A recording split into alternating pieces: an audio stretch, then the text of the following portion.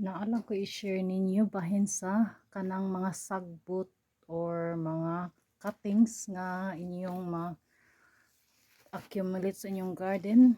Mahimo siyang kanang homemade compost. Mo ni siya ang resulta. Ako rin mga cuttings diri last year, mga sagbot or mga inibot na ako sa garden. Wa na ko gilabay. Ako lang gibutang aning kuan man ni siya kanang baril man nga pinutol ko ana guni kayo di ni kanang bisag unsa gud inyo mahimo pod bisag mga pat dagko nga pat nga wa gamit pa yana ra siya gibutang ra nako diha tanan nya hangtod nga malata siya or mahimo na siyang homemade compost tanawa ra gud kuan kayo siya moist nya good ni siya nga maayo ni siya pang